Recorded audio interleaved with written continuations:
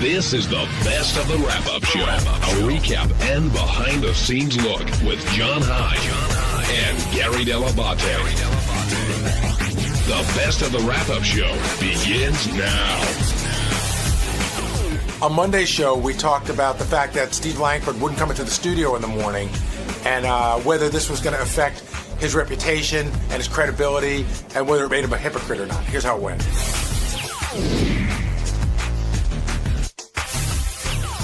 I want to start with what happened with George, and I guess Richard wanted him to officiate. Is that the right word? Officiate the Yeah, that would be about right. And I guess he told Will this, and Will had told Howard, but it was news to George. Right. And George is such a sweet guy. Just he would do anything for anybody here. He is one of the family. But Howard wasn't too pleased about that coming up, although Richard and George do have a personal relationship. But that bled over to what happened with Steve Langford, where I guess his daughter interviewed George for some kind of project. And Howard drew the line. He's like, I don't want people bothering the guests. And where was he going with that, one, Gary? And two, why didn't Steve Langford come in and defend himself? Well, the first part, Howard has always said, I don't want people bothering the guests, and it doesn't matter how high or low you are on the food chain. You know, I remember the first, like, Howard would say, I don't want people taking pictures with the guests. I want guests to be able to come up here and not be asked for autograph, not be asked for pictures.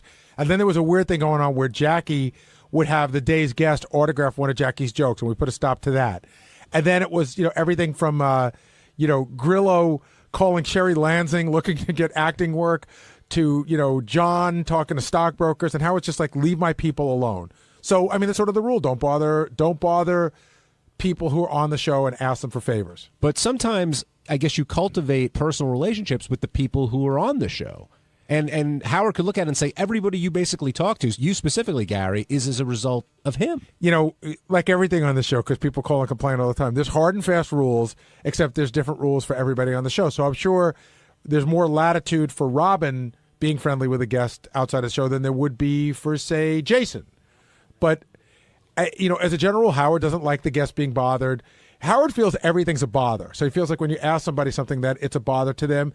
And listen, it's his show. It's totally his prerogative. And maybe it is a bother. Like maybe George is too nice a guy to say, I really don't want to do that. Do you think Steve made a mistake not coming in today? Huge, huge tactical error on Steve's part. Why is that? Because he paints everybody into a corner and explains to you why they have to answer his questions. Steve should have come in and just sort of said, hey, I agree with you, I made a mistake, or I disagree with you, and here's my argument. But how is what Howard was saying about Steve Langford any different than the argument between Steve Brandano, Steve the intern for the purposes of this, so everyone remembers. Remember Steve Brandano went to an event and his girlfriend at the time was there and he said he didn't want her interviewed. That's right. And Langford goes, it's part of the story. What's the difference? And, well, another thing about that, Howard wasn't looking to talk to Steve's daughter or family there. He wanted to talk to Steve. And I guess when family comes up, all of a sudden you want to sort of change things. What happens is when you have a big sensitivity to it, it's at that moment you have to decide whether you're going to go in or not, and then you sort of dig in and hold your ground. And Steve's got to come in sooner or later. How did he react when you went back to get him? I called Steve. Jason called Brad, and he said, "Yeah, Steve's here." So I said on the microphone, "Steve will be here any minute." And then all of a sudden I noticed it's a 30-second walk over here. So a minute and a half went by, and I said something's wrong. So I got up out of my chair and I walked over there, and I said to Brad, "What's going on?" He goes, "He's not coming in." And I'm like, "What?" I couldn't believe it because it's just not Langford. So I walked over, and Langford put up his hand and he said, "Listen, his daughters are off limits. My daughter's off limits." And I was like, "But Steve," and he's just like, he didn't want to hear it. So I just came back and reported it because I figured I'll let Howard handle it tomorrow. Well, like you said, eventually he's coming in anyway. So now, I mean, does it make him a hypocrite? Yeah, I think it does. I really do. I like the guy. I can like a guy. And I think his news stories are amazing. But yeah, it's a hypocritical of him not to show up today on this count. Rich in Pennsylvania, welcome to the Wrap-Up Show. Hi, guys. Hey, I want to talk about Langford. Gary, I think you're right. He's lost all credibility. Now when he comes in, what he did to Jenks, painting him into the corner, all Jenks has to do, all any of you all have to do from now on is say, let's talk about your daughter interviewing George. And he's got no credibility, none whatsoever anymore. He just wussed out like a big puss. I want to know how old he is. I want to see his birth I certificate. I don't care how old he is. He acted like a 4-year-old. Oh, you can't talk about that. He talks about everybody else's problems, even after they tell him not to. He'll go right in after it. So I think it's going to end up being one of those things where he even now, if he's listening to this, he probably thinks to himself, you know what, I should have just gone in and dealt with it because it's just gotten bigger than it has to be. Well, you know, guys, when he starts, it's going to happen. He's going to bust somebody's balls on something, and it's going to come before Howard, him, and whoever. And I can just hear it. I can hear it's almost like you can write the dialogue. He's going to be busting on you. Hey, let's talk about George, your daughter, in the interview. I can hear it coming. I don't think Howard's going to press him too much about it tomorrow, but you're right that other people probably will. Well, it's a guy who seems Teflon that's now exposed a sensitivity, and when people want to fight, that's what you go for. And maybe he was hoping that, okay, I'll sit back, Howard will blast me on the air right now, a day passes, it blows over, it's not as big of a deal, Howard's ready to move on to the next thing, so the damage is a lot less. Or he'll get rid of his daughter. Well, that's not going to happen, but I do think, I forgot which one of you guys said it, though, a lot of people are going to definitely keep this bullet and wait, right, and they're going to use it when they get the chance. Thanks for calling in there, Rich. Eddie in Pennsylvania, you're on the wrap-up show. Hey, Eddie. Yes, good morning, gentlemen. Good morning. Hello, yes. I just want to voice some support for Steve Langford. I think Howard should have called him aside after the show and found out the whole deal with family. I agree with Steve. If Howard's kids are off limits, so is Langford's daughter till he knows exactly the circumstances. But we know what the deal is. There's nothing special in there, and we weren't going to talk about. Howard wasn't going to ask him anything about his kid except to say to Steve. In other words, without going into Steve's family life, I'm pretty sure his daughter didn't say, "Oh, I'm a huge George Takei fan. Let me interview him for my school project." So Howard probably would have explored how did that come up and why were you getting involved in it, and that has nothing to do with his daughter. I just think, to me, it's just the father doing something he could for his kid. If he did overstep his bounds, I would have approached him first because it involved a child myself. But okay, but that's a great. You can, show. But that discussion can be had on the air without bringing the daughter into it in any way that's going to expose any more than what we already know. And Eddie, I also think if Steve hadn't had the track record of talking to different people on the show with different circumstances, this wouldn't be as big of a deal. But that's not the way it is. Yeah, and I said to Howard. Howard said, "How did this?" We talked about this during the because Will did the notes. And Howard goes, how did Langford even get to him? And I said, I think he spent a week with him, traveling around with George. I'm sure they developed some sort of friendship, but Howard wasn't. He wouldn't buy in that. All right, thank you, Eddie. Jenks, you're on the wrap-up show. Hey, good morning, guys. It's Jenks. This whole Langford thing, I talked to him back in his office, and he said he doesn't answer to Howard. Okay, I'm trying to figure out where he gets off saying that. How does he get off not answering to Howard on this issue? He gives it to everybody else, but when it's his turn to get it, he doesn't take it.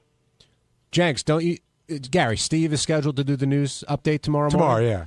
Okay, he'll answer to Howard tomorrow morning. Yeah, I'm going to call in tomorrow and to remind Howard to ask Steve Langford about this, and I encourage anybody who's listening to the show to call in and ask Howard to remind Steve Langford about this. By the way, so Steve will sit and talk to you on the phone? Yes. Well, sometimes he does, sometimes he doesn't. But I called mercilessly this morning because I knew that he had to go in the studio, and he finally did answer, and he said he doesn't answer to Howard. I don't answer to Howard. Here's the problem for Steve. Jenks, how many times did you call me or email me this morning with suggestions about how this should be handled? Probably 10 or 20. Exactly. The first email was at one point. The first email was, "This is bullshit." The second one is, "You better get Langford in." The third one is, "Langford has to come in and repeat." Then it was a phone message, and there were more emails, and that's just Jenks. Gary, I was really upset, man. I was furious. I could tell. How did he get away with this? Well, Jenks, wait. Are you upset about what he's accused of doing, which he said getting the interview, or are you upset that he wouldn't talk to Howard? No, you figure it this way. When Langford calls somebody on the carpet with a news story, okay, they are expected to come in and answer to Howard for it or talk about it to Howard. How does Langford get to put his hand up and say, "Point taken"? What if everybody did that every time Langford wanted to interview them? But people put can't. Their hand up and said, No, but Jenks, you make a very fair point. You're going to get your answer tomorrow morning. On Tuesday's wrap-up show, George Takei came in and he told us, we found out that I guess they basically have an agreement where Brad doesn't listen while George is on, and George talked about that. George discussed kissing one of the guys on the show, and we talked about Governor Ventura and I having a nice, friendly discussion and all.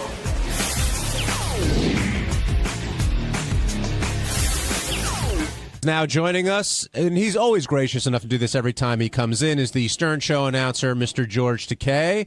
And George, you're back again, and in the mix with Brad's weight, and your relationship seems to come up quite a bit whenever you do the Stern Show. Doesn't it? And it's a good thing that Brad doesn't listen in when I'm on. He is addicted to this show, but he refuses to listen in when I'm on because... Well, he has given me free reign. He says that's the way the show works, but he doesn't like to hear what I have to share when I have free reign. When did that start? From the very beginning. Right from day one, Day one, he would not listen when I'm on. And he gets it from, there's that guy who writes capsule synopsis of what happened, and that's how he finds out about it. But you've gotten some crap once in a while in the past. How does he find out about stuff like that?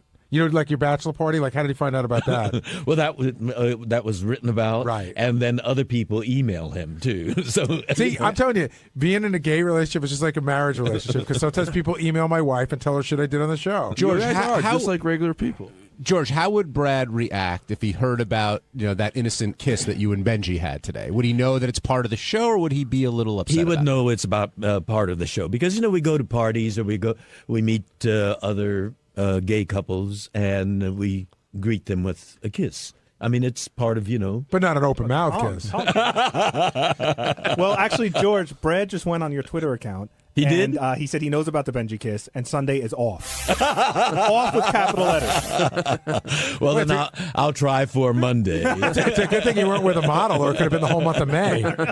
See, Benjy? See what you did? Sorry, man. You're too cute. Did you guys connect at all during that moment? Did you see something in each other's eyes? I saw him pull back right away. I mean, I felt him. No, I didn't connect in a sexual. I like George a lot, so. And I like you. Thanks. You got beautiful eyes. Thank you. So he's embarrassed. Look at him. He's blushing. Beat red. Hey, Ronnie, while we had you here, beforehand, when we were talking, I told Benjy about this. You said what Benjy did today with Jesse Ventura, that's not a rare occurrence. He does that all the time. He does it. He does it as a thing for TV, I think. And, when I tell him a lot of times, I'll say to him, like, Benjy, go away from the guests or whatever, and he'll just look at me and he'll smile and he'll just keep on doing it. And I think he thinks I'm picking on him, but Benjy doesn't realize that I do work for Howard, and Howard does have certain rules, and I do abide by those rules that he asked me to to enforce. And we had the same problem. Can you let me talk? I didn't know you worked here. Could you let me talk? I didn't know you worked here. When Richard and Sal, we had the same problem with more Sal than Richard. I didn't recognize you. I'm sorry. He used to do the same thing. I thought you were just some guy in the hall. Howard got upset about it too, and I used to tell Sal, and he also used to ignore me about it. And then until Howard blasted him, then he realized that he wasn't really supposed to be doing this stuff. So do you think Benjy will continue to ignore you now after what happened today? It came to the point when Howard really blew up today, and I don't think Benjy realized how mad he was, but he really was mad. And I don't think Benjy realized how mad he was about the whole thing. I mean, I know you yelled back at him. I don't know with you. You never know if it's shtick or you're serious, because that's the problem with you. Nobody ever knows the real Benjy. That's the problem. And it was the whole thing with being late for work and the whole thing. It was the same thing. Nobody ever knows what your deal is, Benjy. That's the whole problem. Okay. The only thing odder than the talkative Benjy is the quiet Benjy. Yes. George, or the other Benjy, the make out with you one? No, the resistant and defensive and George, somewhat hostile. But Benjy. if someone's mad at you for something that didn't occur or occurred in a way, and it's being painted in a much different way than it occurred, you would want to explain yourself. Like if there was $20 on the table, and you grabbed it, and someone's like, "Wow, George stole that money," and you were like, "No, actually, Brad told me he left me this 20." You would want to explain it before getting yelled at that you stole the money. Did you see how Will handled it? You know, when Howard would say... when Will messed up the oatmeal. Right. And he said, "You're right. Yes, you're right." But and he was not resistant. And in this situation with you... I think it's okay... Listen, I think it's okay to be resistant when you're being, when you're being mistreated. I think well, it's okay to it be was a resistant reasonable desire on the part of Howard to say, the guests are here for what I said. Howard does not need to be reasonable. That if he decides something, if he wants us to walk on one foot or hop through the hallway, and that's part of construction. That's absolutely fine. Yeah, that's reasonable. It's reasonable if Howard wants it done and that's a condition of working here. What I was saying was I thought I went through what are considered the appropriate steps before I did it. Hey, it's Sal Governale, and on Wednesday's wrap-up show, Jason Ellis was on talking about George Takei fondling his junk. And speaking of junk, I was talking about gazing at some cock in the gym room. Now, it was strictly a gazer, and it was for statistical reasons only. That makes sense. Check it out.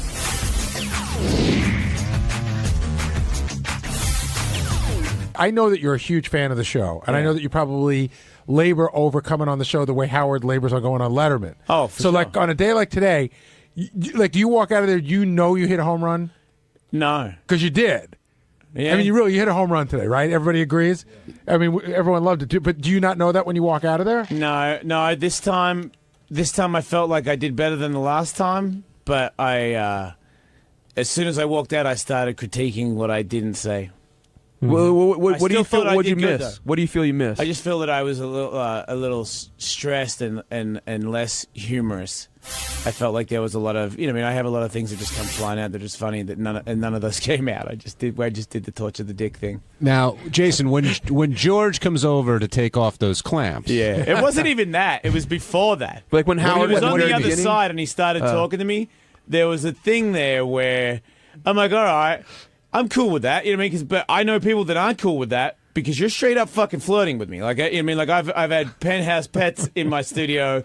Every now and then they'll give you that look where I'm like, well, that's very flattering. You know what I mean? I really appreciate that. And George was giving me that before he even came around. Like, he was shaking a little bit. I'm like, his eyes flutter a bit. Yeah, but I thought I'm having fun. It was fun. Of course. You had somewhat of a chubby though after he caressed your penis. I was trying to get it bigger, because I kept stretching it. Good. I want gay people to want to suck it. Is there something wrong with that? No, go ahead. I want everybody to want it.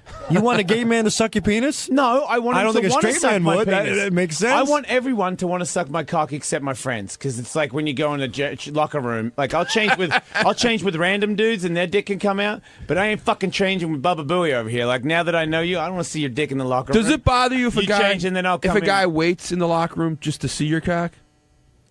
Who does? What? Is that you? Is that what you do? The guy sitting right over here. No, I don't you do that. watch cocks? No, I don't. I glance. You're a cock watcher in the gym? I glance out of curiosity. I will fucking kick you in the face. Really quickly explain to Jason when what I'm in Jason. Yeah. When I'm in the locker room, you just said that. What is it? When I'm in the locker room. You're not really trying to tell me a story that's true, are you? Not the way they're putting it. It's out of context. In any way it's at out all? of context. So Okay. No. Put it in your words. Go ahead. Curiosity factor. I just joined the gym. I've never worked out in my life, as you could tell. And I just joined the gym. And when I'm in the locker room, a lot of men have a tendency to get naked. So now I'm trying to fulfill my curiosities as a man.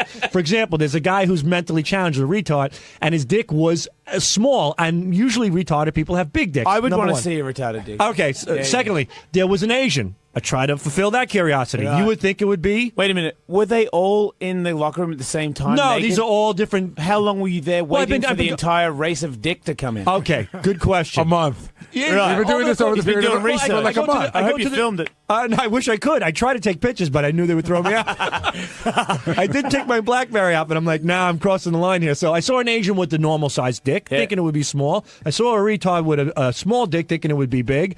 And I seen a guy like you, actually, a real buff guy, who I was hoping. Now here I am changing. You're hoping you had a little dick. Yeah, exactly. Yeah. And I'm like, God damn it, he dropped the towel, and I was so deflated. It was a really bad moment. It's like scratching a lottery ticket.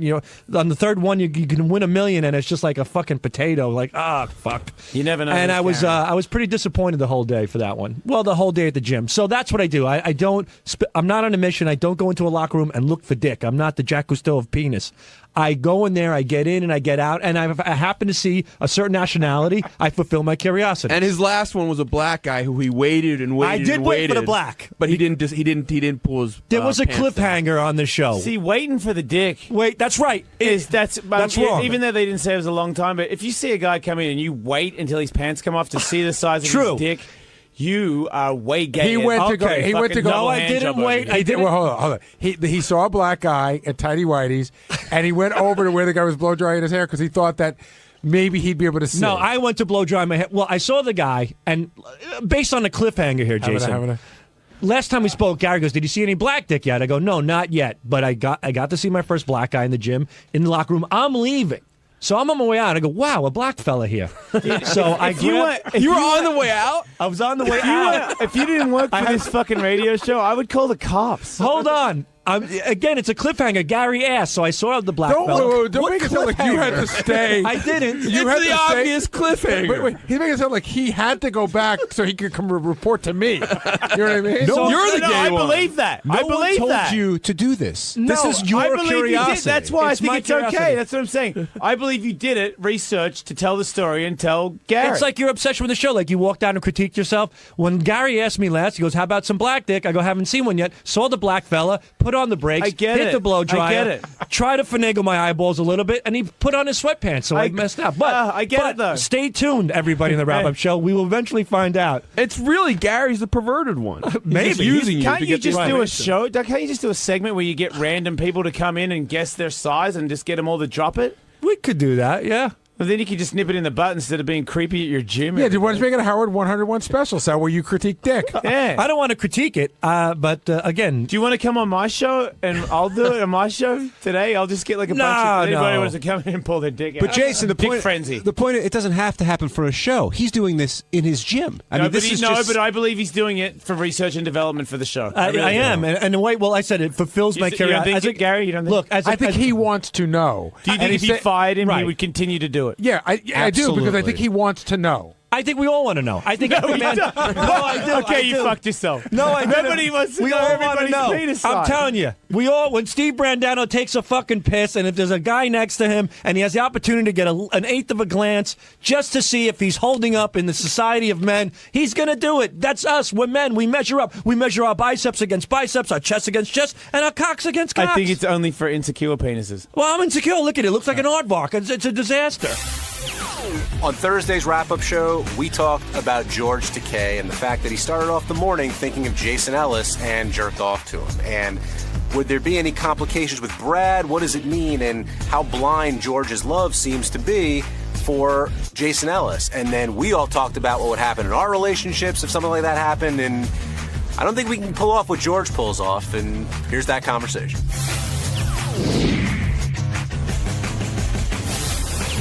I want to talk about what happened at the very beginning of the show, where George talked about what he did in the shower this morning, and basically, and you guys can correct me if you think I'm wrong, proclaimed his love, admiration, I'm not sure the right word, for Jason Ellis. And he said he spoke about it with Brad. You're being too nice. He said he jerked off in the shower this morning thinking of Jason. Well, that's another way of putting it, and much more succinctly. But I guess, do they have the relationship where it's comfortable enough that those kinds of things can happen, or do you think that there's more bad news for George around the corner? He just doesn't know that it's coming. Well, let me ask you a question. And again, I think Mutt started to bring this up a little bit, that they were going to talk about this on Superfan tonight. If you spent the whole week, right, sitting in there talking about that you thought your wife was fat and that she could stand to lose some weight, and then at the end of the week, a really hot girl came in and you just started squeezing her naked tits, would you be able to go home? I wouldn't have a wife.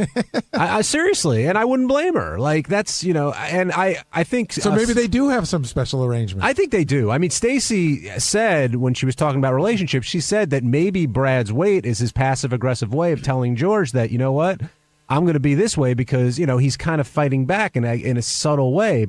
Or maybe everything's just smooth between them. It's hard to tell. What do you think, Ronnie? Well, it's not the first time he's touched a cock on the show. That's true. But so but I guess they do... They've had an arrangement, obviously, before Brad's weight came up. But George was like, listen, what I did yesterday was I just touched it. I didn't, he sort of insinuating that because he didn't do more about it. I guess it could be, a guy saying, hey, I felt the girl's tits. I didn't do anything. Yeah, but Gary, remember the day the guy was in here with the 12-inch cock and he had his hand down? Well, he had that look on his face like if I had my finger up some girl's ass or something. But isn't that like for years, girls have been coming in here, guys have been feeling them up. Isn't just touching a dick the gay version of that? I don't know. I can't define that. I'm not in that position. Yeah, but a lot of guys don't do that anymore. Like, you don't do it anymore, do you? No. And I'm sure, that's because of your wife, right? Well, she didn't like it, and I started to feel a little dirty doing it. I'm not going to lie. I don't know if it's a kid's thing, even though I have boys. When you have kids, I start to feel a little creepy doing it. And John, have you ever done it in here? Not on the show, no. Well, not How about off the show either. No. Yeah, John. John doesn't. I got to be in the green room. Not on the show. Bad answer. No, I wouldn't do it. Yeah. I wouldn't do it. I think it's disrespectful to my wife. Would you have done it when you were single? When I was single? Yeah. Sure.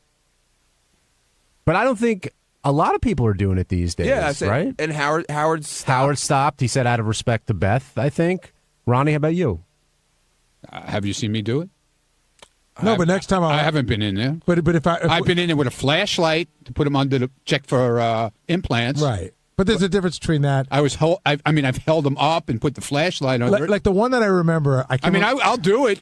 Bring somebody in here right now. I'll do it. I can't remember the girl's name, but it was back at terrestrial radio. She had that funny, real New York accent, and we all said we didn't believe she had real tits. And the line was ridiculously long. I remember that. I think Wood Yee was on the end of the line. That was with the clown car line, right? That's when I was the last one, I think, to go in with the flashlight to test them. Well, who usually leads that charge?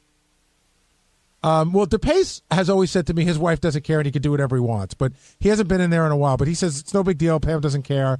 I don't know who leads that charge.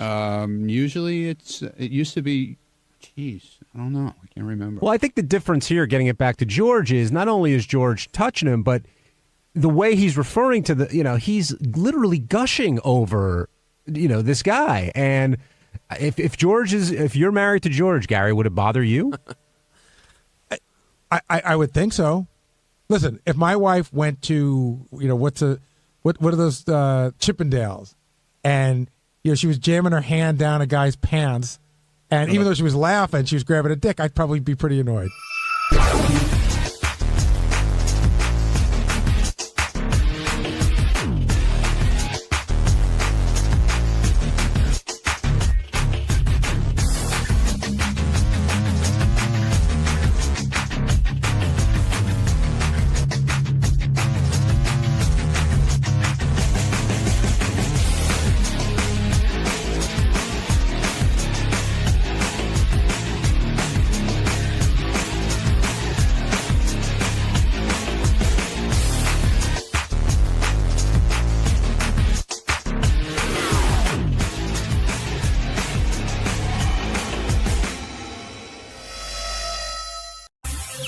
This is the best of the wrap-up show. A recap and behind-the-scenes look with John High and Gary Dell'Abate.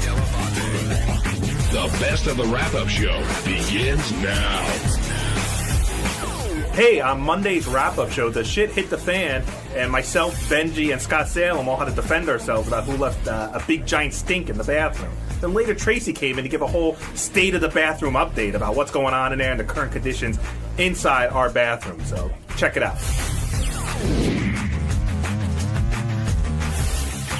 First, we have to start with this bathroom controversy. Now, Gary, I thought there was an edict that no one should be taking a crap in that bathroom to start with. Well, there is, but you're on the honor system. It's like West Point here. You're on the. We always said that you're not. Howard said, "I don't want people taking a crap in there," but I think some people, probably like Jason, have said, "Does that count for off days or when the show is long over?"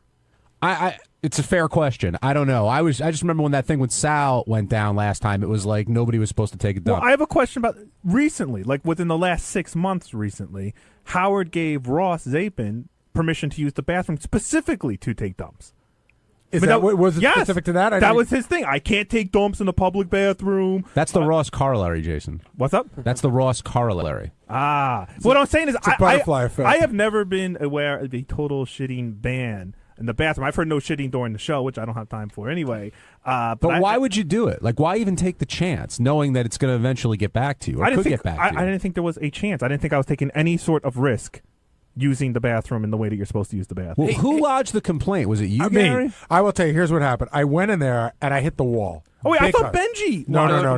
I went in there and I hit the wall. Howard told the story wrong. I went in there and I hit the wall, so I got the log. But what happened was, as soon as I came out after I hit the wall, I walked in and I go, somebody just stunk up the bathroom. At which point Benjy got all freaked out. And he goes, I was just in there. I smelled it. It was not me. Okay, so let me get this straight. So, because I thought the way it was put out on the air was that Benjy, the way I heard it on the air this morning is that Benjy walked into the bathroom, was so knocked out by a smell, he came and immediately alerted you. No, it's the other way around. It's the other way around. So then I asked Tracy, I said, Tracy, I know this sounds crazy, and this is my own nuttiness, but can you get me the log for the last half hour who was in the bathroom? She goes, let me see. So she put it on my desk, and I looked at it, and I saw that you were only in there for 3 minutes, so I figured it was either you or Scott. now again, let me explain. Maximum 3 minutes, meaning from the time I used my key card to go into the bathroom till the time Benjy walked in. Wait, Jace. meaning I could hold on a second. Meaning I could have been in there for 30 seconds.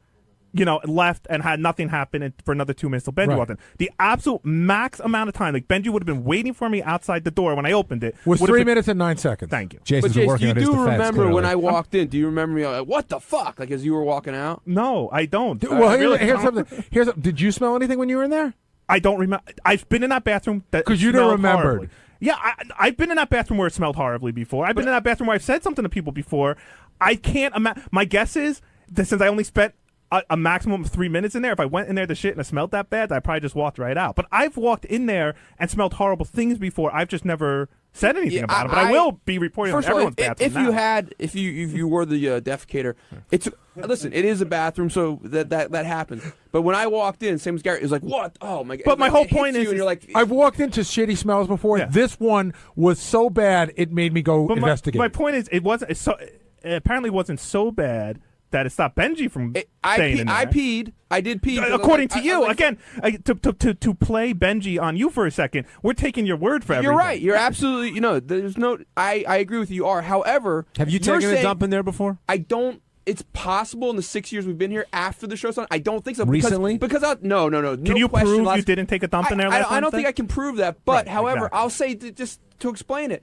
I would prefer to go to the public bathroom because it's less pressure. It's just to me. Then it's why like- are you always in this one? To pee during the show. But you are in this one a lot. I mean, I to urinate, like everybody. Yeah. But the public bathroom, it's like I want to sit down and I want to relax and I don't want like pressure of people need to go in there. All right, Jason's trying to put it on Benjy, but I'm while not you trying to two, put it hold on on, anybody. Jace, you've wait, also Benjy, said- while you two are going back and forth, Scott Salem is sitting here silently, and when we started the show, I'm just listening. Gary, I love it. Gary Let them said go. that all signs point to Scott. And I only say that because I don't think that Jason could have done what he needs to do in 3 minutes and 9 seconds. But you don't even know how long I was in there. He may have done it. No, I know, and that's his stupidity because he's being honest. But he's What am I saying going I to do? don't Lie remember. and say I don't take a I shit at work? absolutely- All you guys no, no. are lying. But so I let's know talk you to shit at Scott. work. No, I I'm know you not shit at lying. work. I I know you shit absolutely at did work. not. I know no, you shit at work. Jason, I did Hold on. not. I know Hold for on. a I don't fact. believe you. Not in that Stop. bathroom. I don't believe you, Ben. Scott Salem, can you emphatically tell me that you're absolutely positive that you did not shit there on Wednesday? Yes. You can remember last Wednesday. You Yes. remember last Wednesday do. well. Then why wouldn't you swear on your son's life? That's not necessary, but I didn't, and I told you. But if you 100% It's a little did- necessary for John, this. will you swear on your daughter's life about things? If there's something that absolutely Really? did that I didn't do? I agree with Scott. Like, I would not. I think it's like it's. If you No, don't, I'm being I'll do honest. on my own life, but to do it on other people, it's just I don't like. Why do you think something will happen to them? I just don't. I think it's like it's exploiting's not the right word, but it doesn't feel right to me. To I do don't it. Right, because you think deny- something will happen to No, them. no. I don't deny I do that in that bathroom, and I told you I reserved that for no-show days. So here's the question. You guys are Here's the all question. Here's the liars. time. No, here's the You timeline. guys are all liars. Hold on. No, I'm going to be the bathroom cop. Trust me. Everyone's bathroom habits are getting reported back on the air. Here's the Jason, if I ever go at work, I always go in here. I never go back there. Ever. Okay, John. Okay. I mean, I know I will be keeping. You're trying to cast doubt on it, but why would I lie about it? Don't you have like you're, your okay, work job You're to lying do? right now because I saw you walk into the bathroom 2 days ago. Now maybe you're going in there to take a No, piss. I've Maybe never. you're going no, in there to take a dump. Oh, Take okay, a dump. That's what I'm okay. saying. No, I pee in there all the time. But here's the timeline. Scott Salem in at 11:19, Jason Kaplan in at 11:27, Benjy in at 11:30, me in at 11:32. It's not me. I can guarantee because I'm the one who reported. Well, based on Jason's logic, how can we prove that? Because I'd be a moron to report it. You could be a brilliant. So it's got to be one of the three, and I don't see the timing working out for it to be Jason or Benjy. I'm not bragging when I says it takes more than 3 minutes for me to shit. Like that's an embarrassing thing to admit. Too. Okay. And it's not something I'm proud of. So when I come on here and say I couldn't have shit in 3 minutes, it's not how I go to the bath. That would be like an emergency shit. That means I ran in there, pulled my pants down, did my business, and that's just not how I shit. Wait, so Jason, are you saying now that you definitely weren't the shitter? I can't say that because I don't know if and when I shit on Wednesday. And quite frankly, I feel I'm the only person being honest when they say they can't remember their Jason, No, I remember. I can remember I didn't shit on Wednesday. I can't remember what if I shit on okay. Thursday. I mean, can't remember if I shit on Friday. But here's the thing. I'm with Howard on this one. I can remember the last time I made a number 2 in that bathroom because I try not to, and there's an awareness of that it's not supposed to happen in there. Don't take this the wrong way. I'm at work here, right, at least twice as long. No, I got it. During the day and during the days where there's no show, Thursdays and Fridays. Okay, I believe my relationship with the office is slightly different than yours or Howard's relationship with the office. I spend more time here Monday through Friday than I do in my own house. So yes, I have a different relationship, I think, with the bathroom and remembering every time I use it than I would if you're only here for 5-6 hours every morning, 3 days a week. Is the bathroom aware of the relationship? The bathroom is very aware of our relationship. And we're all aware of the relationship as well. Jeff in Pennsylvania, you're on the wrap-up show. Well, it just all goes back to the same thing. Everything's pointing to Jason McGarry and his favorite line. Oh, I got to defend Jason on this one. Well, how is everything pointing to Jason? Listen, hold on. Let me finish my sentence. Look at the timing. The timing just doesn't make sense. I'm not saying he emphatically didn't do it. I'm saying the timing doesn't seem to work. Scott, are you positive? Like you just said with everybody else, you remember when you took a shit in there. Scott said he didn't. Benjy said he didn't. But you'll still say, I can't, I can defend Jason on this one. And you come in there and at least 15 times I can remember that was your first line. Did you have any gas on Wednesday, possibly? Nobody cares what you think. Let me clarify this. I didn't take a shit in there, but it is possible. Right. All right, I'll swear on my kid's life I didn't take a shit in there. But it is possible that someone had violent gas. Yeah. I mean, do you ever? Did you possibly have violent gas? Did you ever have gas when you pee? Of course. Well, okay. There's the answer. But okay? did you possibly have? Is that what happened to you? Is that what you're No, saying? no, You had I violent didn't gas shit. when you pee? I don't remember. Gas, I don't remember. I know I didn't shit. Okay, I can tell you I didn't shit. This wasn't a cloud. This was a wall. I didn't shit. Do you know the difference? You walk into a fart cloud, but then it's a cloud, and you can move away from it. This was a shit wall. Well, I didn't do it. John in Cleveland, you're on the wrap-up show. Hey, how you guys doing? Hey, John. Listen, there's no doubt about it. Okay, Benjy, I don't like you, but I believe that you didn't do it. Thank you, Jason, you're all right, brother. And if you weren't, I would tell you did it. You didn't do it, Scott. You fat lying piece of shit. Just thank you very much. Own up to it. You did it. I'm telling you. The timeline is there. No, there's no time. The timeline means I entered. You don't know how long I was in there. So tell me how long I was in there, and then I'll tell you. I took a shit. Scott, do I have to get video? Did you ever fart when you pee? Come on, Scott. You hey, took Scott, a I shit. do have a question. Why were you there for like There's 9 nothing wrong with taking a shit. minutes if you were Nothing just... wrong. He wasn't. Hold on. He wasn't there for 9. All we know is what time he went in. There's no way to know when he left. We need like a photo. Well, actually, there is a way you can know. If you do get the video, you can see when somebody left. Well, we don't have video that's on the bathroom door. We only have it of the hallway. But Scott's got to pass by to go back to where There he should be works. like an automatic photograph when you sit down on it. Again, if I knew I did it, like if I knew, like, yeah, I shit really bad on Wednesday and I left first of all, I would admit it. Number one, like flat out, be like, yeah, I fucking did it, caught red-handed. I just don't remember, but I will take you through my shitting process since everyone seems so interested in it. I'm not that interested. Some people just please don't. That's all right. I try, unless it's an emergency, which I can count on my fingers the amount of times it's been an emergency, and there wasn't one last Wednesday. That I could state.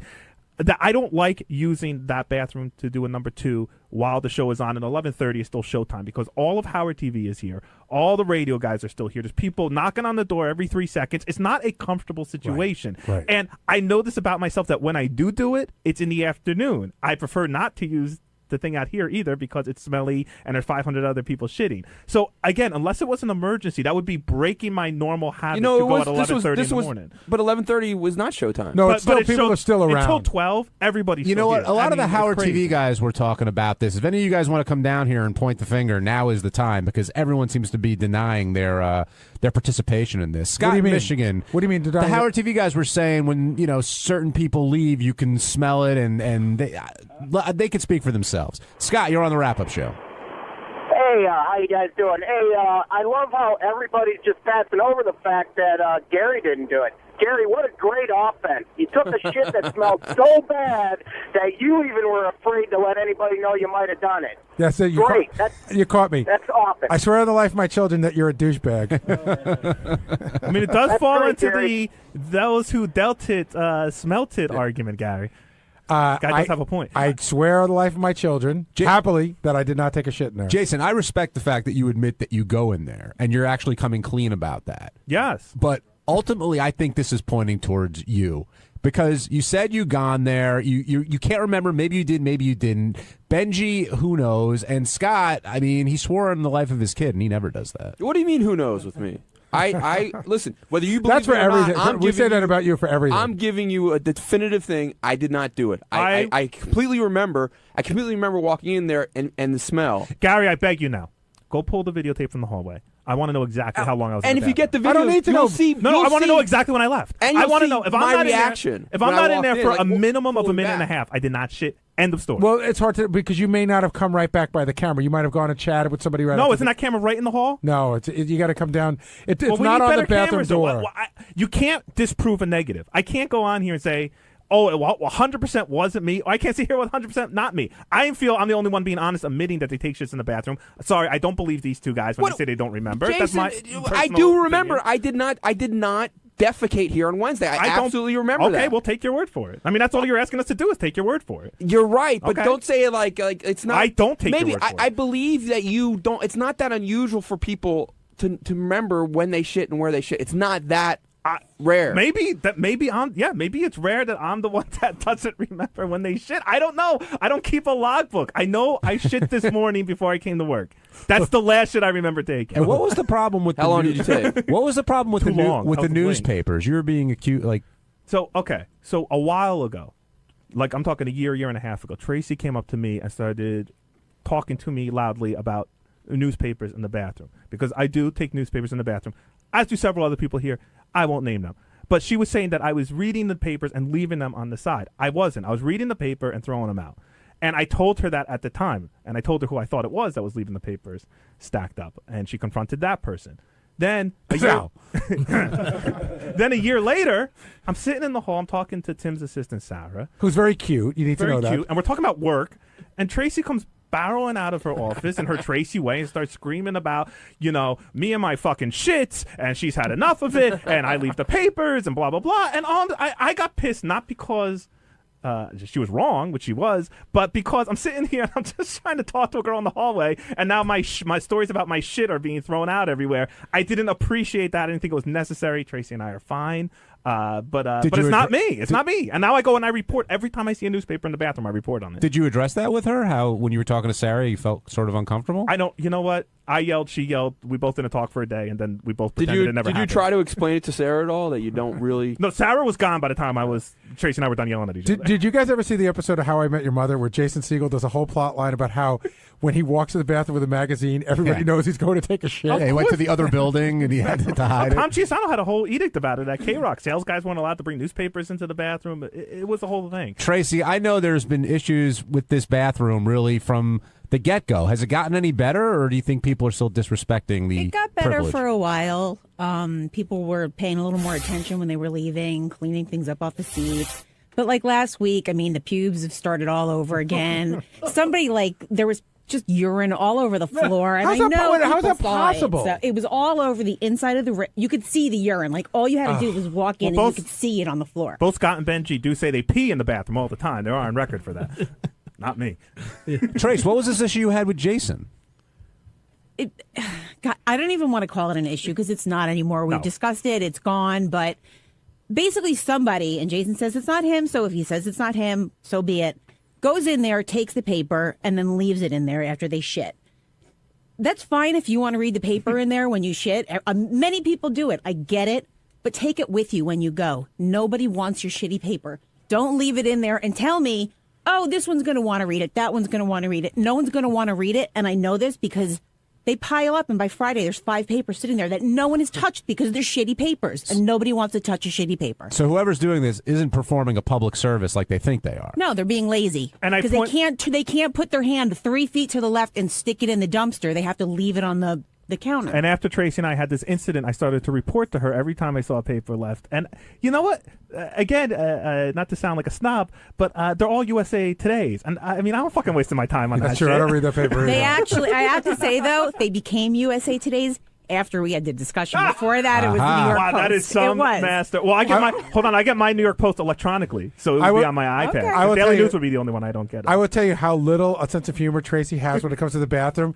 She complained to me once that there were pubes in there, and I cracked a joke that she did not find funny. And I said, hey, if you shake the tree hard enough, a few leaves will fall off. She's like, that's disgusting. And Tracy, you're just disgusted by all this, yes? Just your bathroom habits. Just, you know, if you're at home and, you know, your wife cleans your bathroom, your cleaning lady cleans your bathroom. I'm not your wife, I'm not your cleaning lady. We do have a maid at night, and I get it. That's what she's there for. But that's at night. We're there all day from 6 a.m. on. By 12 o'clock, it's disgusting. It's disgusting in there. I'm way more put out by the piss on the floor than I am by the shit. It was gross. Yeah. I mean, listen, lean down and use a fucking towel and clean it up if you can. I'm still put off that we found a pebble there once that we could never identify who it belonged to. A pebble? Yeah, we found a little shit pebble. You don't remember that? Oh, a shit pebble. I thought you meant. Can we just take a step back for a second? It's one thing to shit, and I'm not trying to get this off me because I still don't think it was me that did it, but it's one thing to shit and leave a smell. It's another thing to piss on the floor, see yourself piss on the floor, and then walk away. That, to me, that's crazy. That is like, pick up a fucking paper towel, bend down, and fucking do what you got to do. Don't leave piss on the floor. Do you think there's any chance that somebody pees and doesn't know they hit the floor? Yes. Not this time. Not this time. No you know way. what? I've done it before. I've missed, whatever. But I've cleaned up afterwards. I go, oh shit, and I get a paper towel and I've only ever missed, to the best of my knowledge, like when I was so drunk.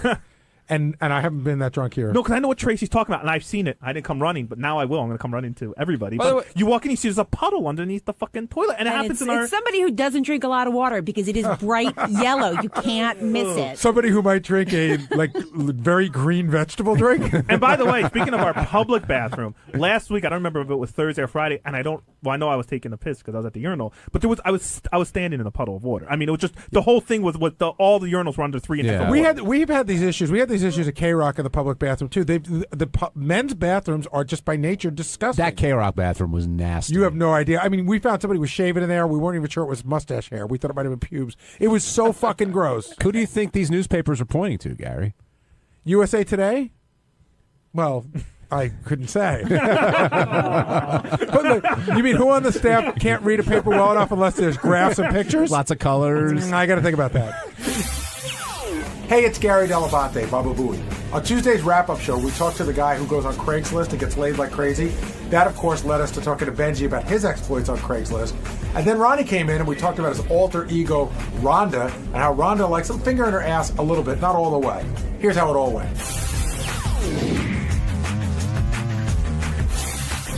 Our guest on the phone today, Aaron, who was the conqueror of Craigslist, I guess, and he talked about how he's not a particularly good-looking guy, but he knew how to play this game very well. And Benjy, before you came in, we were saying today was the most eloquent. You were right on mic. You're an expert in this field. You took the straightest line to get to your point. Yeah, right. That came across very clearly. But you seemed. Could you vouch for him in a sense? Like, do you believe everything he said was true? All of his stories, all that stuff can happen? Absolutely. And it's like I've said, it's if someone wants to figure it out, it works.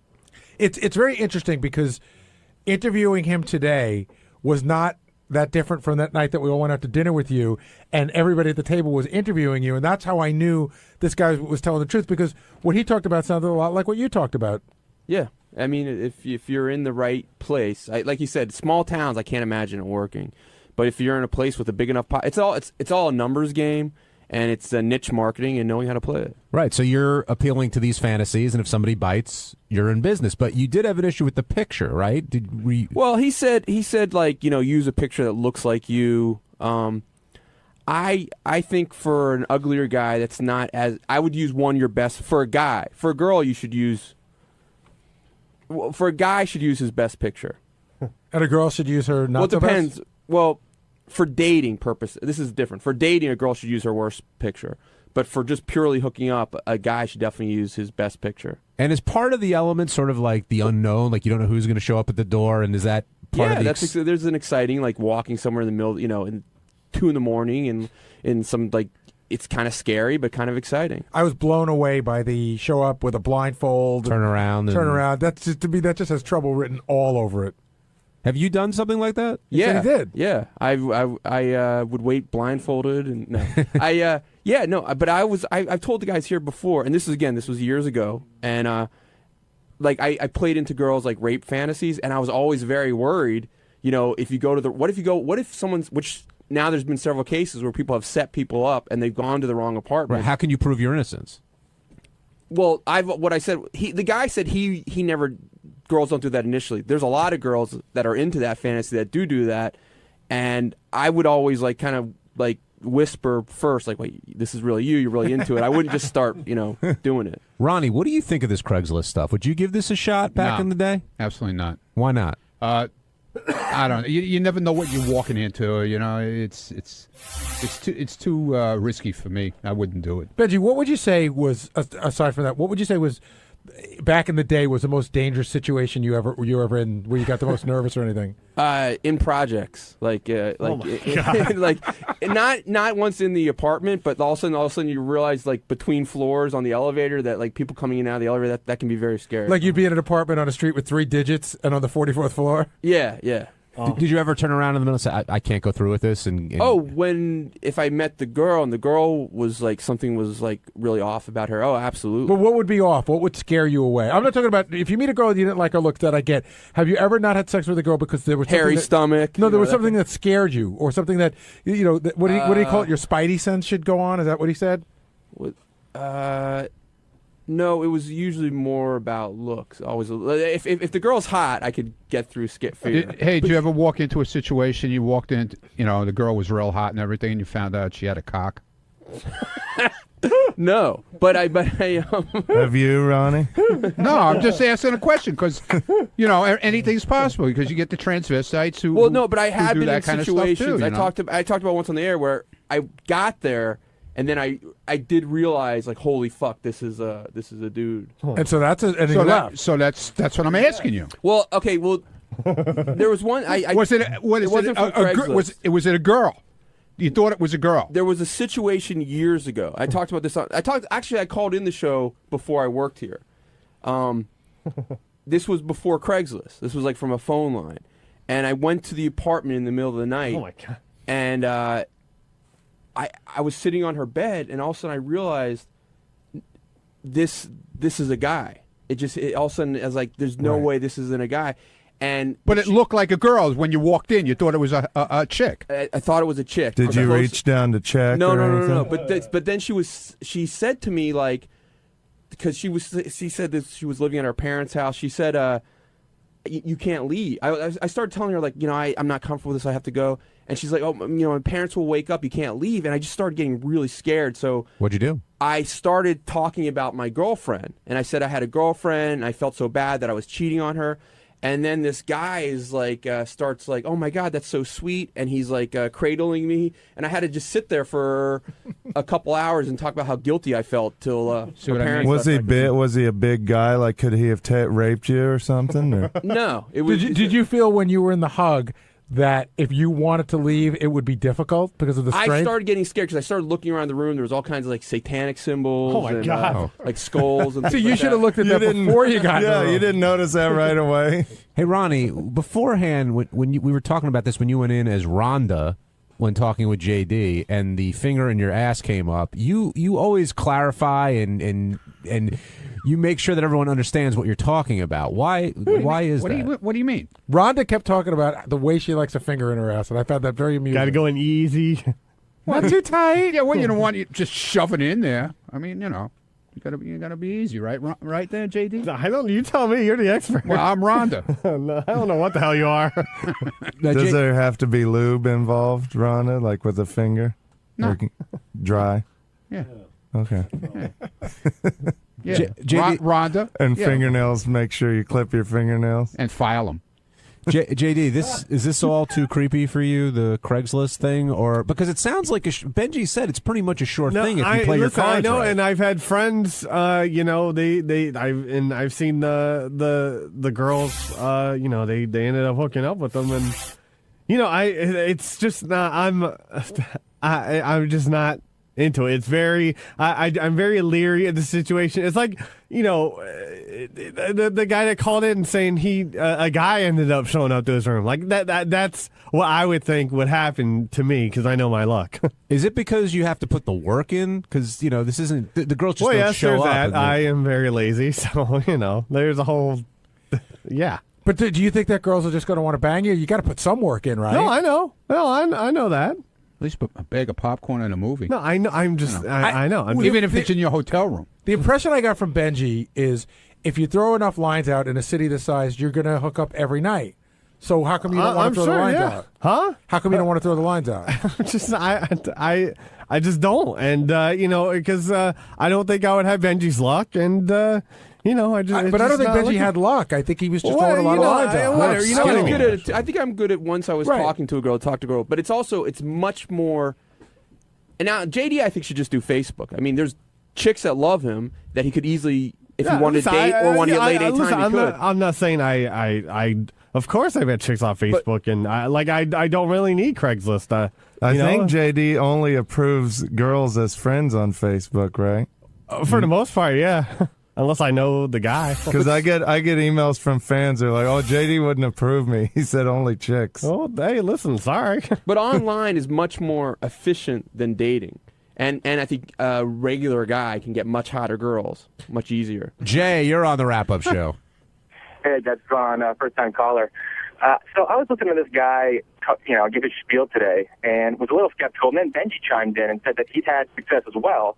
About 3 years ago, I was just leaving a relationship and decided to turn to Craigslist. I'm sure it was late at night. But basically it was all phishing scams. Like all the what I thought were girls I was reaching out to, where my email inbox was inundated with like, go to this site to check out my pictures, and basically became unusable. So I'm wondering, has Benjy run into this problem at all? Well, I don't do it. I don't do it anymore. But yeah, it's like you would get 70% of the responses would be bullshit, but you put things in to see if it's a real response, and you weed through that. That's it's not that hard. So where do you live? Also, there's some amount of work. Where do you live? Oh, we lost him. Oh, yeah. I think JD might have got discouraged too by that guy that made the film for the Howard Film Festival. Oh, when he got fooled. that I'm tricked you. discouraged by every. It seems like every girl I talk to, they just want to talk on the air and whatnot. No, I just don't want to talk to anyone. It makes me not want to discuss anything with. Well, anyone. that is the cool thing. I mean, you could go on something like that and not be JD. Oh, Rick, you're on the wrap-up show. Hey guys, I don't dislike Ronnie Munn, but to me he's like the Korean nurse on MASH. It's like a little bit of him, okay, but sometimes Ronnie has to be in there every single time. Ronnie, you got to pull back, man. It's too much. Rick says you got to pull back a little there, Ronnie. That doesn't sound like Rick. The voice sounds very familiar. It is Rick. It is Rick from Pittsburgh.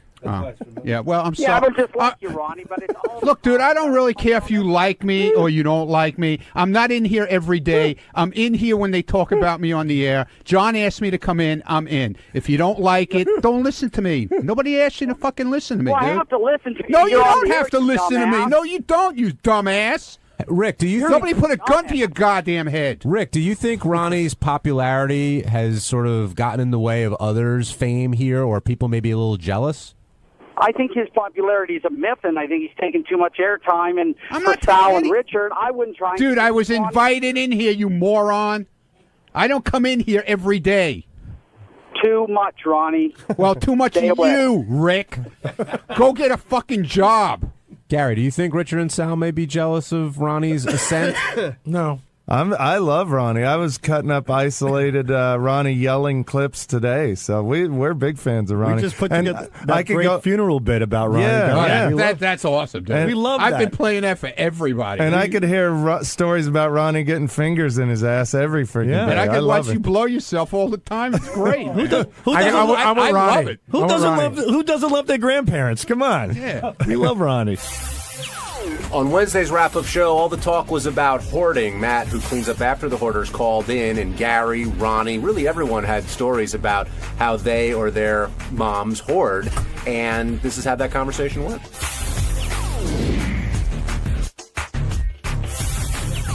We learned a lot about hoarding today and the perils of hoarding, and we're going to dig in here and see who, besides Gary's mom and Ronnie's mom, falls into that category of major hoarder. Well, let's start off, though, with Matt Paxton, who called in. He cleans up after the hoarders that you see on the show, on the A&E show, and we were all glued to our radios because he just had one experience after the other in terms of grossness and what he's got to deal with. Yeah, I got to throw this one totally to Will. We all got the email, and I looked at it, and I was like, I didn't really see what the guest could be in it. And then Will hit me back, and he goes, "I'll bet you he's got some great stories. Let me pre-interview him." And then, when he came back with the oozing gooey cats, Yes. that's when I knew he'd be a good guest. But he was good on the air too. I thought he was very good, but and that was some nasty stuff, Will, that we heard about. Yeah, it was great. Benjy said, I don't know about the guy, and I pre-interviewed him, and he had an amazing story. I mean, all you got to hear is 45,000 pounds of poop in somebody's house, and, I'm hooked right there. I thought that, to me, the line of the day was when he was talking about all the bugs in that one house, and he said, "Yeah, we were putting cotton in our ears and sealing up our assholes." Tape their assholes shut. I mean, imagine that's what you do for a living, and you're laying in bed one night and a bug crawls out of your ass. It's like being in High Pitch Mike's house. He did say recovering addicts, though, enjoy the job. I guess there's a new thrill every day. You're dealing with hazardous crap like that. And that's a whole other thing that I thought was really interesting about him. Forget about the cleanup part. The fact that he hires convicts, ex-convicts, and he says he had a great line. That he goes, "I like them when they're right on the line. Like if they sneeze, they could go back to jail. Those are the kind I like." Now, do you think that, does it surprise you, one, how much money he makes doing it, and... He doesn't make enough money. No, I think he's underpaid, but when he said that the hoarding provides a wall of safety for the people who do it, do you believe that? I mean, do you think that's why people do it? I mean, was that why your mom did it? Yeah, my mom wasn't good enough to be on the show by any stretch of the imagination. She was like a hoarder, like on a lower level. But no, she was more collecting stuff that she really thought she was going to get to. She really felt that she was going to utilize the stuff. The people who are behind a wall, that's a whole other area, and I don't know what they're thinking. Now, do you collect stuff? I know you collect stuff, I do. But are you a hoarder? Would you could classify yourself as a hoarder? I'm not a hoarder, but I am a collector. And I do collect stuff, and I'm not talking about I collect animation cells and I collect sports memorabilia. I have piles of shit around my house. I just cleaned up the other day. I had a closet full of electronics equipment that I was sure I was going to use one day that's valuable. And I looked at it the other day and I go, you know what? This is all. I have stuff that doesn't even have HDMI inputs on them anymore. So I have everything in a big pile, and I'm getting rid of them this weekend. Will you get rid of it? Or I will. Although I do have to say, I pulled it out of the closet 2 weeks ago, so it's moved to the I'm going to get rid of it, but it's not that easy to just take it and get rid of it. So I do have a little bit of that in me. I have to move it from A to B and then finally to the dump. But what about Mary? Does she keep stuff or she wants to get rid of it right away? Get rid of it all. Yeah, too much shit. Get rid of it. That's the same with me and Deb. I'll want to keep everything and she'll just want to get rid of it. What about you, Will? You hoarding a lot of stuff in that New Jersey same house? way. No, not at all.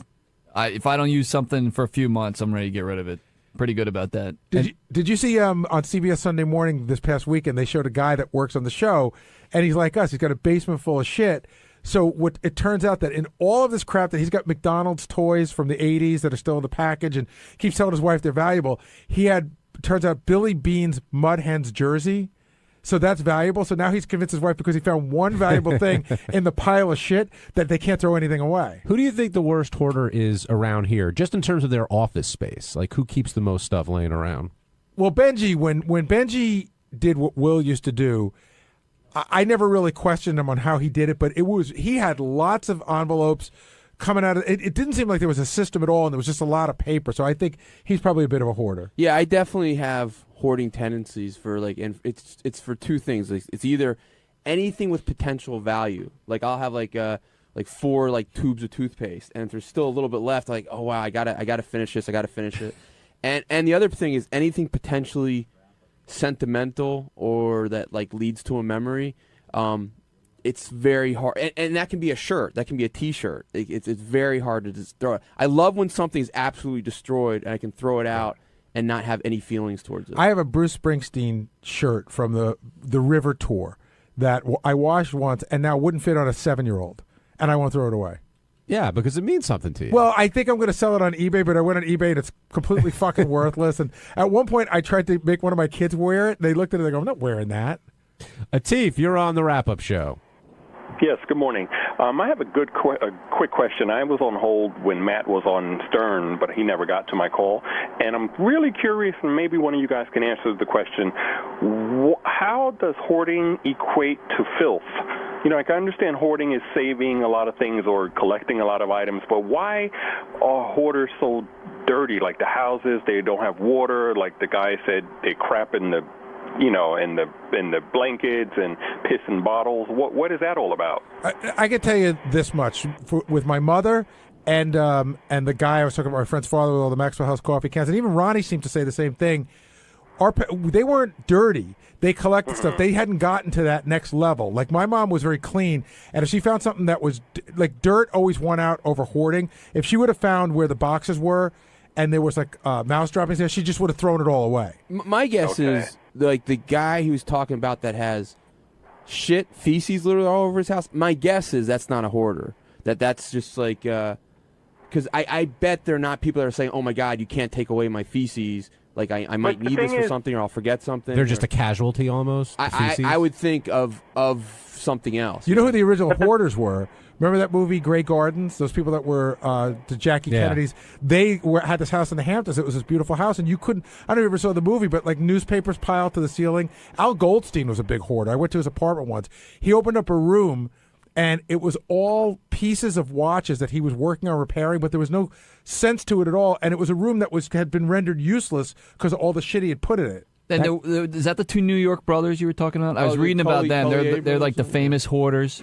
One was crushed to death by scrap in his place, and the other one literally could not get out of the apartment and starved to death. That's crazy. That's a whole other place. Thanks for calling in, Atif. Mike in Illinois, you're on the wrap-up show. How we doing this morning, guys? Good, Mike. What's on your mind? Hey, Gary, I was just wanting to know, there's difference between a hoarder and a pack rat. I mean, I'm a pack rat.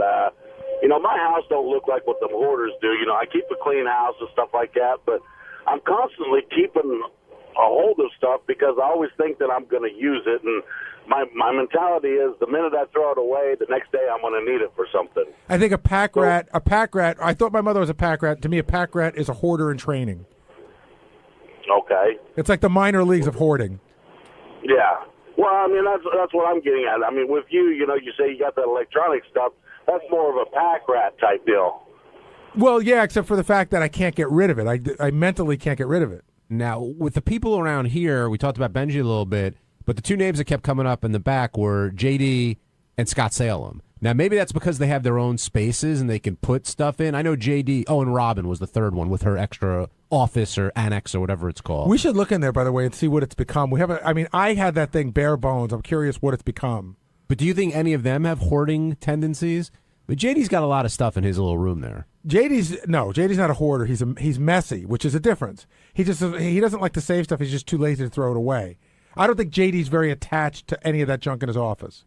Now, how does this translate to people's homes? Like Benjy, you've talked about your apartment used to be. I don't know if it still is. It's not. It's much. I've gotten much better. Like New York kind of forces you to get, like to not to be. It's You're saying you're better since you moved to New York?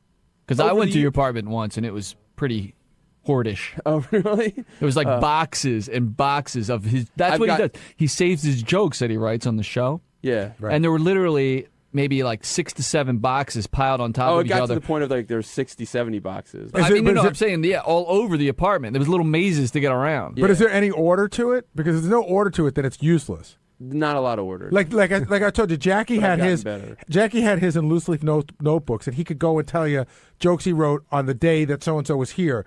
whereas Benjy just seems to have them piled up to the ceiling. and they're pieces of paper that say like toothbrush on them. Right. And they're meaningless. See, I got the jokes. Oh, you like that one? But that's what Stuttering John had a drawer full of his jokes that were like that, and he went to go ask Tom for a raise, and he just pulled out the stack of papers that were all over the place and threw them on Tom's desk, and goes, "These are the jokes." Or Tom picks up a piece of paper and it says like hairbrush. Yeah. It's like, I don't even know what this is. Ronnie, you experienced this firsthand with your mom, and are you a hoarder yourself? Do you hold on to that stuff? Absolutely not. Because of what you experienced with your mom, or you've Exactly. always been... Dude, this was one of the worst experiences, probably one of the most experiences in my life, cleaning out that house. Why was it so traumatic for you? Because it was, what happened was, like I said on the air earlier, my mother had gone in for surgery. And when she had gone in for surgery, I had cleaned the house out once. And by the time, like 4 or 5 years later, when she passed away, dude, I mean, it was worse than the first time I cleaned it out. It was insane. What made it so insane? Just all the boxes and the containers. And what I never got to, after the second part of the journey of the cleanup, she became obsessed with QVC. I had so much. I could have opened up Joan Rivers jewelry store.